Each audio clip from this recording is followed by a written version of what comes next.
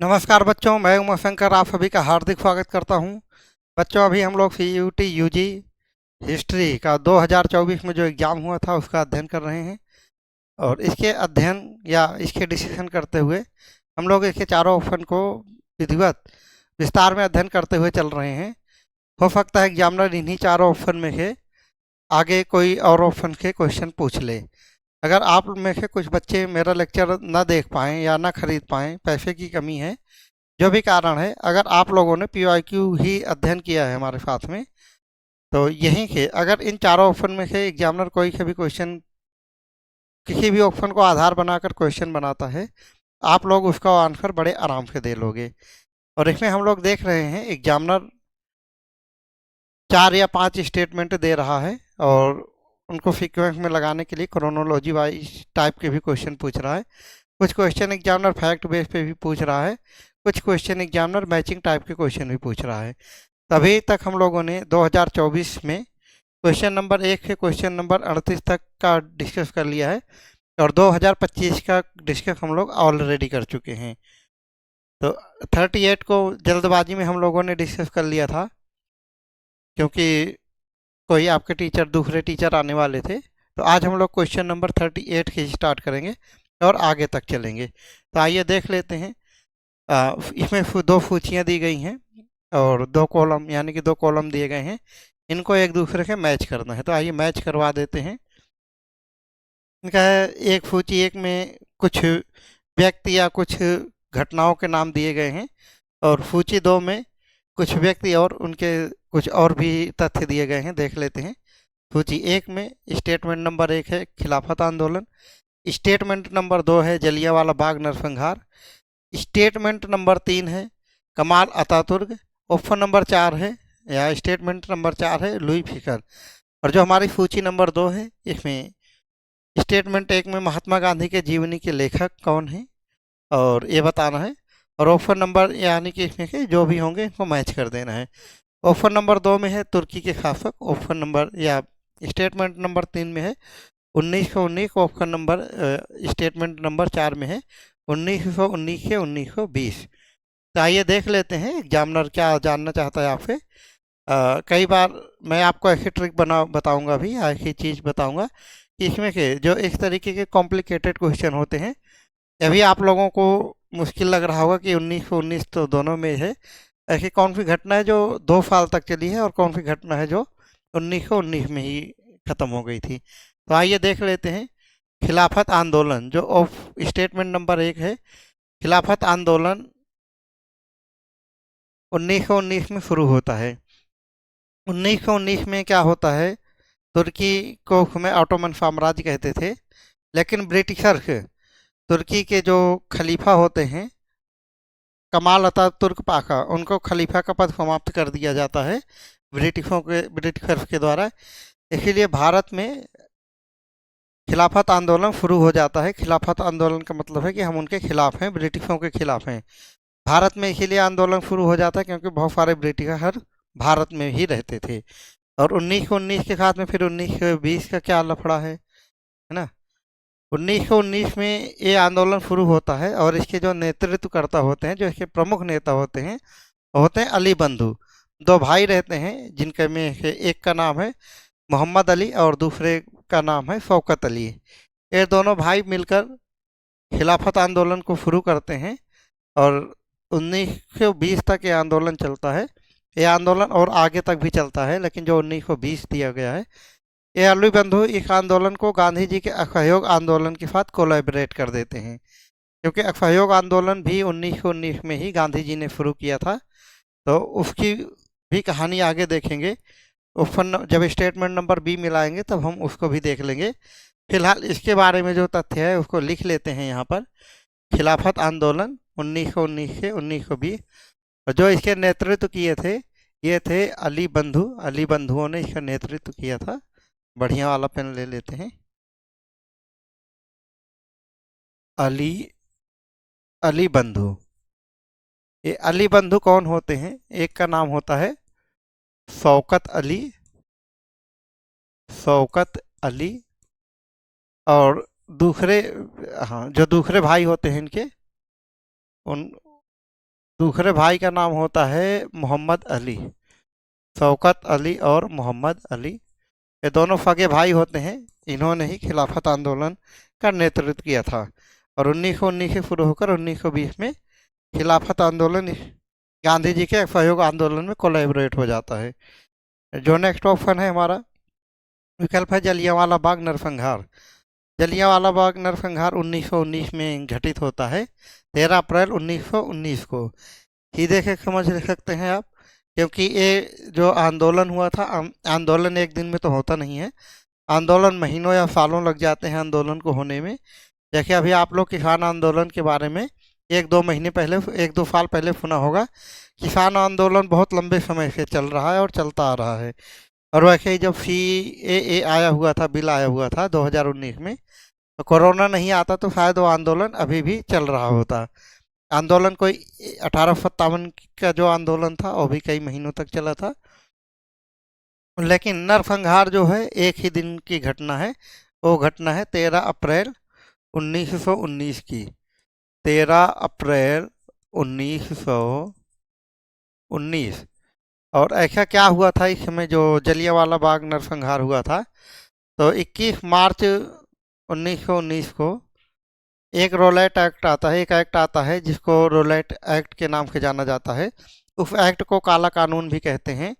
और उसको काला कानून इसीलिए कहते हैं क्योंकि उस एक्ट में जो प्रावधान था वो ये था कि हम लोग किसी भी व्यक्ति को गिरफ्तार करके कभी भी बिना कारण बताए, बिना दलील सुने, वो 2 साल तक हम जेल में ऐसे रख सकते हैं कि जैसे बस पुलिस वाले ने पकड़ा किसी को और उसको 2 साल तक जेल में बंद कर दिया। तो इसको काला कानून भी कहा गया। रोलेट एक्ट आया था 13 अप्रैल 1919 को। कौन सा एक्ट आया था? Rowlatt act. और रोलेट एक्ट जब आया था, इस समय हो सकता है आगे के एग्जामिनर ये भी पूछ सकता है कि जब रोलेट एक्ट आया था उस समय भारत के गवर्नर कौन थे। जब रोलेट एक्ट आया था उस समय भारत के गवर्नर चेम्सफोर्ड थे, है ना, मॉन्टेग्यू चेम्सफोर्ड। सुधार भी 1919 में आया था। चेम्सफोर्ड गवर्नर थे उस समय। और गांधी जी ने क्या किया, जब 13 अप्रैल 1919 को तो ये वाला जलियांवाला बाग नरसंहार हुआ था। लेकिन जो रोलेट एक्ट आया था, ये आया था 21 मार्च। रोलेट एक्ट आया था हमारा 21 मार्च 1919 को। जब 21 मार्च 1919 को ये रोलेट एक्ट आया, इसमें प्रावधान था कि किसी भी व्यक्ति को, भारतीय व्यक्ति को, बिना कारण बताए, बिना उसकी गलती बताए उसको पकड़ सकते हैं और मिनिमम 2 साल तक उसको जेल में बड़े आराम से रख सकते हैं, बिना दलील और बिना कोई कारण बताए हुए, बिना उसकी दलील सुने हुए। तो गांधी जी और इसमें प्रेस की स्वतंत्रता भी भंग कर दी गई थी कि प्रेस में भी अंग्रेजों से पूछ कर प्रिंट किया जाएगा कि प्रेस में क्या प्रिंट करना है। तो गांधी जी ने क्या किया, 6 अप्रैल 1919 को इन्होंने, यानी कि 13 तारीख के कुछ लगभग 25 दिन बाद गांधी जी ने असहयोग आंदोलन शुरू कर दिया था। 13 अप्रैल 1919 को असहयोग आंदोलन, गांधी जी ने 13 अप्रैल 1919 को असहयोग आंदोलन शुरू कर दिया था। और यही वाला असहयोग आंदोलन है जिसके साथ में खिलाफत आंदोलन 1920 में आके मर्ज हो जाता है। तो खिलाफत आंदोलन और असहयोग आंदोलन जब आपस में कोलैबोरेट हो जाते हैं 1920 में, हिंदू मुस्लिम एकता का प्रतीक भी माना गया है उस समय कि हिंदू मुस्लिम की एकता का प्रतीक कौन से आंदोलन में देखने को मिलता है। तो हो सकता है 2 आंदोलन मैच करने के लिए दिया हो वहाँ पर। तो खिलाफत आंदोलन और असहयोग आंदोलन, जब ये दोनों आंदोलन 1920 में कोलैबोरेट होते हैं, तब यहाँ पर यहाँ पर पता लगता है कि हिंदू मुस्लिम में एकता भी है। अंग्रेज लोग इससे बहुत परेशान होते हैं कि हिंदू मुस्लिम एकता कैसे चल रही है भारत में, क्योंकि 1909 में ही अंग्रेजों ने अलग अलग कास्ट के लिए या अलग अलग संप्रदाय के लिए उन्होंने अलग से निर्वाचन पद्धति चालू कर दी थी। और हालांकि 1909 में तो उन्होंने केवल मुस्लिमों के लिए किया था। 1919 में उन्होंने सिख बौद्ध सबके लिए कर दिया था कि जो जिस वर्ग से आते हैं उस वर्ग के ही नेता को चुन पाएंगे। और फूट डालने की कोशिश कर रहे थे, लेकिन 1919 में जब अंग्रेज उस तरीके का प्रयास कर रहे थे उस समय शौकत अली, मोहम्मद अली और गांधी जी ने मिलकर हिंदू मुस्लिम एकता का भी प्रतीक दिया, प्रमाण दिया। और अंग्रेज लोग क्या करते हैं, 9 अप्रैल 1919 को डॉक्टर सत्यपाल 9 अप्रैल 1919 को डॉक्टर सत्यपाल और डॉक्टर सैफुद्दीन किचलू को गिरफ्तार कर लेते हैं रॉलेट एक्ट के तहत। और जब उनसे पूछा गया कि तुम आपने इनको क्यों गिरफ्तार किया है, उन्होंने कहा आपको पता नहीं है रॉलेट एक्ट में हमने नियम निकाला है कि हम किसी के प्रति जवाबदेही नहीं है, या हम किसी को बताएं नहीं भी बताएंगे कि हमने इनको गिरफ्तार क्यों किया है। डॉक्टर सत्यपाल डॉक्टर सत्यपाल और दूसरे कौन थे, सैफुद्दीन किचलू। सैफुद्दीन सैफुद्दीन किचलू सैफुद्दीन किचलू इन दोनों को 9 अप्रैल 1919 को गिरफ्तार भी कर लिया जाता है अंग्रेजों के द्वारा। और जब इनसे पूछा गया कि आपने इनको क्यों गिरफ्तार किया है, उन्होंने रॉलेट एक्ट का हवाला दिया और बोला कि आप लोगों को पता नहीं है कि रॉलेट एक्ट में हमने पहले ही बता दिया है कि हम आप लोगों के प्रति जवाबदेही नहीं है।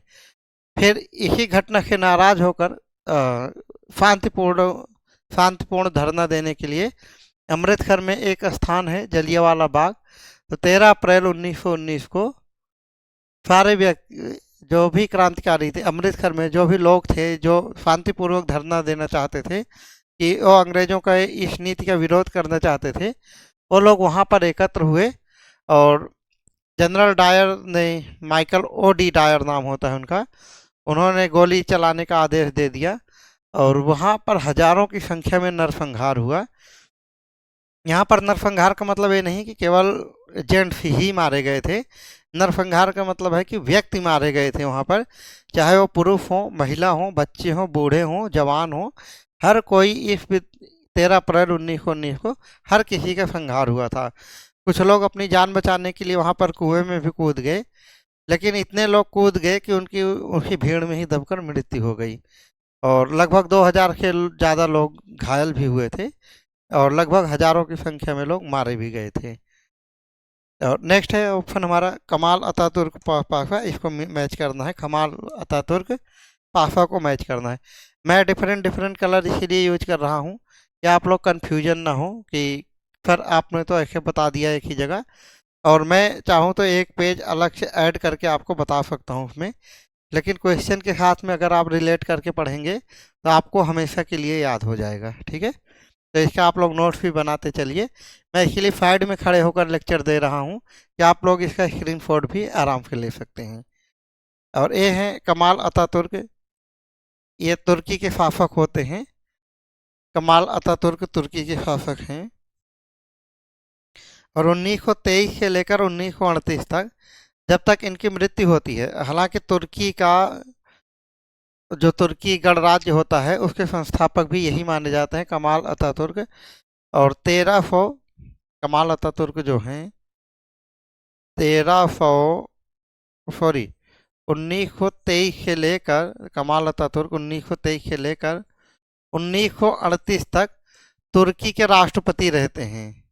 तुर्की के क्या होते हैं, राष्ट्रपति रहते हैं अपनी मृत्यु तक। अगर इनकी मृत्यु नहीं हुई होती और समय तक ये राष्ट्रपति रहते।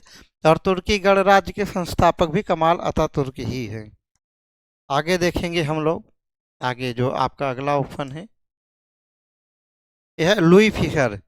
लुई फिशर एक अंग्रेज पत्रकार हैं। लुई फिशर क्या हैं, ये एक अंग्रेज पत्रकार हैं। लुई फिशर अंग्रेज अंग्रेज या अमेरिकी पत्रकार हैं, सॉरी।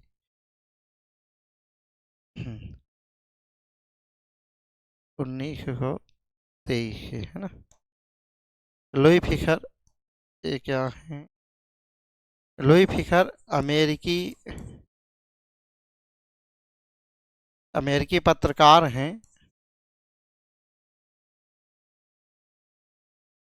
अरे यार,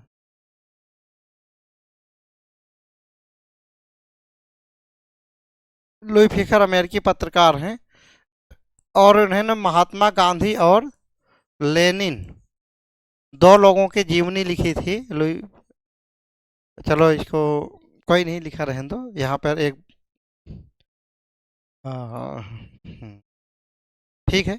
अम, लुई फिशर अमेरिकी पत्रकार हैं, ये महात्मा गांधी और लेनिन इनकी जीवनी लिखे थे। एक बार इस क्वेश्चन को फिर से डिस्कस कर लेते हैं और देख लेते हैं, एक बार मिला लेते हैं। ए का मैच 4 के हो रहा है, तो ए का मैच 4 के यहाँ पर हो रहा है और बी का मैच 3 के हो रहा है, बी का मैच 3 के हो रहा है। वैसे तो आप लोगों को एक ही बार में मैच करने पर यहाँ आपका आंसर निकल आता है कि ए का मैच 4 के हो रहा है और बी का मैच 3 के हो रहा है और सी का मैच 2 से हो रहा है और डी का मैच 1 से हो रहा है। तो सही आंसर है आपका विकल्प संख्या डी। एक बार इसको फिर से देख लेते हैं। खिलाफत आंदोलन की शुरुआत 1919 में हुई थी। जब हुई थी तो ये तब हुई थी जब अंग्रेज खिलाफत आंदोलन की शुरुआत 1919 में भारत में हुई थी। इसलिए हुई थी, तुर्की में उस समय ऑटोमन साम्राज्य था और खलीफा का पद हुआ करता था। लेकिन उस समय जो खलीफा हुआ करते थे तुर्की में, कमाल अतातुर्क पाशा, ब्रिटिश लोग उनके समय में ही खलीफा का पद समाप्त कर देते हैं और इसीलिए उसका विरोध करने के लिए भारत में शौकत अली और मोहम्मद अली, ये दो भाई रहते हैं, इनको अली बंधु, संयुक्त रूप से अली बंधु कहा जाता है। इन्हीं के नेतृत्व में भारत में खिलाफत आंदोलन की शुरुआत 1919 में होती है और 1920 में ये आंदोलन आगे तक चलता है। 1920 में खिलाफत आंदोलन गांधी जी के असहयोग आंदोलन में मर्ज हो जाता है। अब अगले ऑप्शन में हमें जब हम ऑप्शन संख्या बी मिलाएंगे तो हमें गांधी जी के असहयोग आंदोलन के बारे में भी पता लग जाएगा। और अब ऑप्शन नंबर बी में आते हैं। जलियांवाला बाग नरसंहार, ये घटना 13 अप्रैल 1919 को हुई थी। जलियांवाला बाग नरसंहार क्यों हुई थी, इसके पीछे की कहानी क्या है, और कहानी के माध्यम से आप लोग समझ जाएंगे कि इससे संबंधित कोई सा भी क्वेश्चन बनेगा तो आप लोग निश्चित रूप से उसका आंसर दे सकोगे। जैसे 21 मार्च 1919 को अंग्रेजों ने एक रोलेट एक्ट पारित किया। हो सकता है इसमें गवर्नर का नाम भी पूछ लें, भारत के गवर्नर कौन रहते हैं। 1919 में भारत के गवर्नर लॉर्ड चैम्सफोर्ड होते हैं और इन्हीं के समय में भारत में 21 मार्च 1919 को रोलेट एक्ट आया हुआ था। रोलेट एक्ट रोलेट एक्ट में जो प्रावधान था, इसको काला कानून भी कहा गया है और इसमें जो प्रावधान था वो ये था कि किसी रोलेट एक्ट के तहत किसी भी भारतीय को बिना कारण बताए, बिना उनकी दलील सुने हुए उनको गिरफ्तार किया जा सकता है और जेल में 2 साल तक बिना कारण बताए रखा जा सकता है।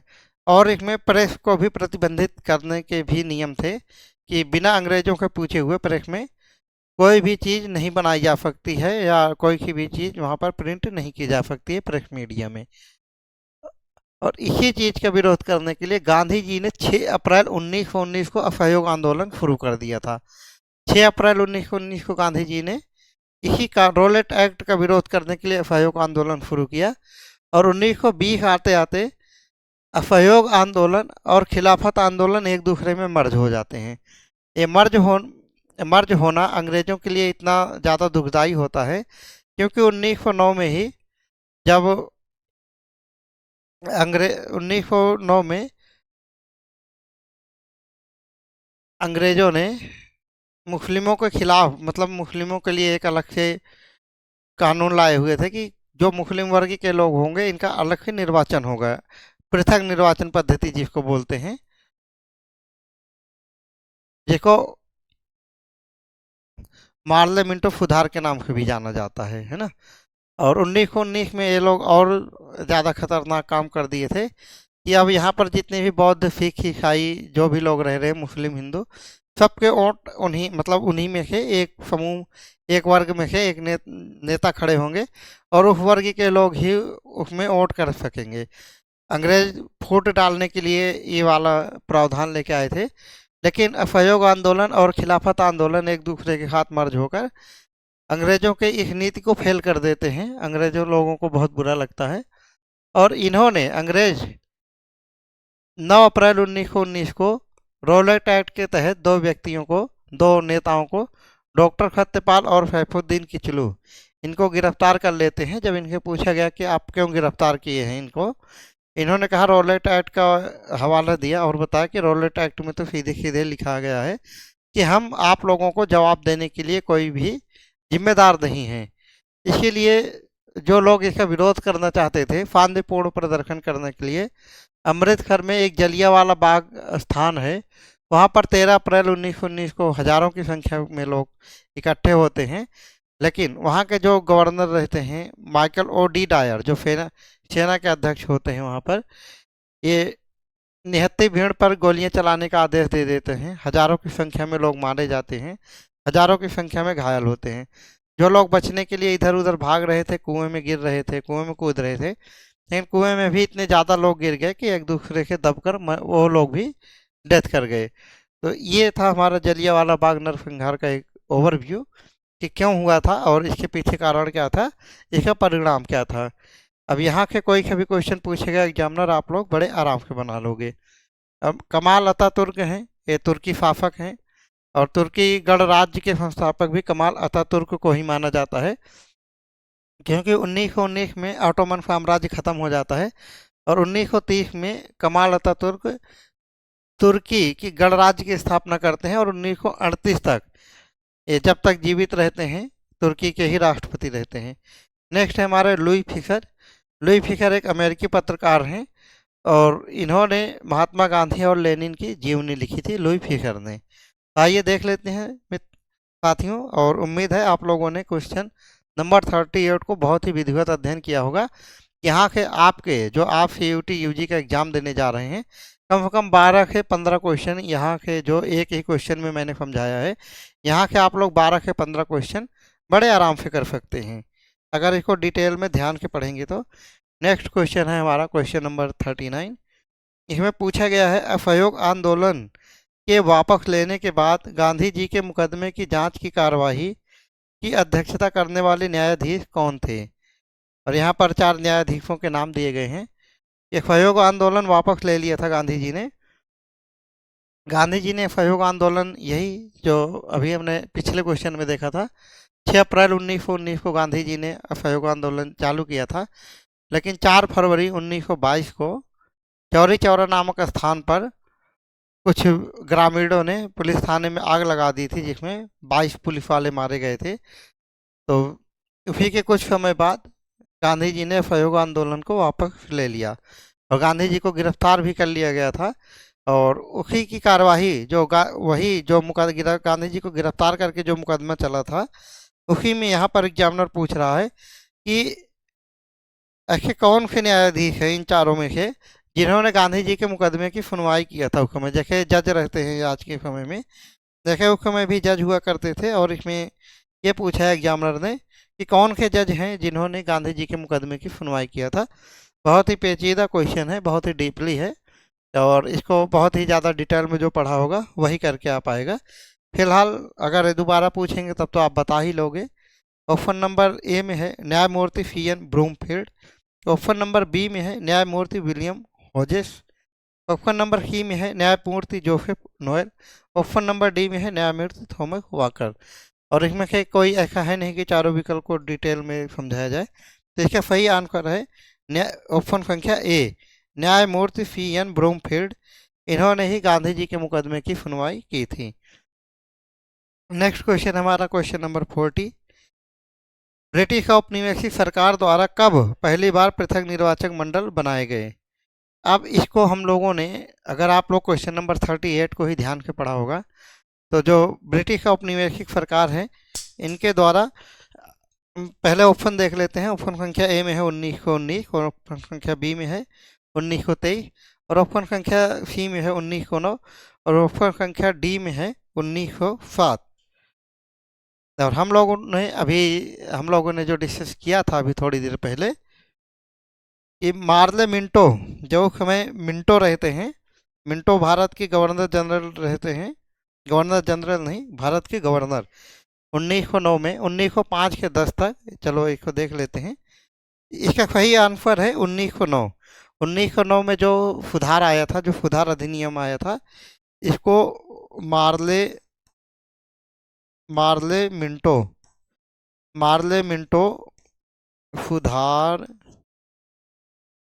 मार्ले मिंटो सुधार अधिनियम भी कहा गया है, क्योंकि मार्ले उस समय भारत के सचिव हुआ करते थे, ब्रिटिश भारत के सचिव हुआ करते थे, और मिंटो गवर्नर हुआ करते थे।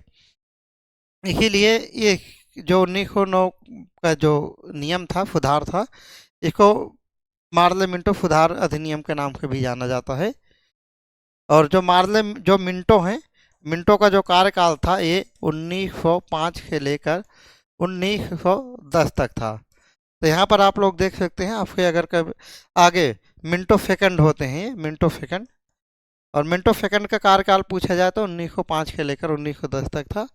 और मिंटो के समय में ही 1909 का चुनाव सुधार अधिनियम आया था, जिसमें पृथक निर्वाचन की मांग की गई थी। तो बच्चों, आज हम लोगों ने 3 क्वेश्चन को काफ़ी डिटेल में अध्ययन कर लिया है, और आगे जो आपके 10 क्वेश्चन बचे हुए हैं वो पैराग्राफ वाइज हैं, यानी कि पैराग्राफ दिया हुआ है एग्जामिनर ने, और वहीं से आप लोगों को उसी गद्यांश में से ही पढ़कर आंसर देना है। तो आज के लिए इतना ही है, कल फिर मिलेंगे बच्चों नेक्स्ट वीडियो में और आगे के क्वेश्चन के बाद। तब तक के लिए जय हिंद। अपना ध्यान रखें, पढ़ाई मन लगा कर करें कि आप लोगों को अच्छे यूनिवर्सिटीज़ में एडमिशन मिल जाए।